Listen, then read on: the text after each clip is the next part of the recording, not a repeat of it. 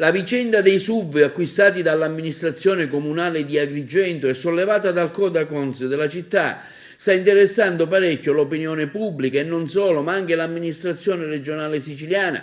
Giovedì infatti si è tenuta un'audizione speciale tenuta dalla Commissione parlamentare di studio per il monitoraggio dell'attuazione delle leggi, mirata a quella del piano sociosanitario della regione siciliana sulle attività dei sindaci e dei comitati nei distretti sociosanitari, che è interessato quello di Agrigento, presente il presidente della commissione, il licatese Carmelo Pullara, il sindaco di Agrigento Miccichè, l'assessore alla famiglia Scavone, l'assessore alla sanità Razza, i relativi dirigenti assessoriali, presente anche l'agrigentino Marco Zambuto.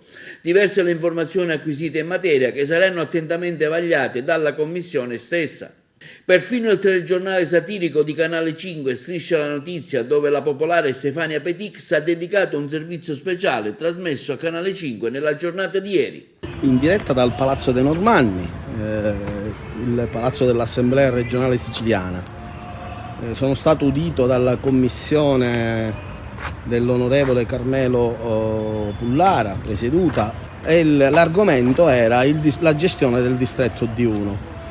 Eravamo collegati con Agrigento. È imbarazzante sentir dire alcune cose. Purtroppo Agrigento o cambia marcia, dobbiamo cambiare marcia. Agrigento o cambia marcia o altrimenti non si può più amministrare in questo modo.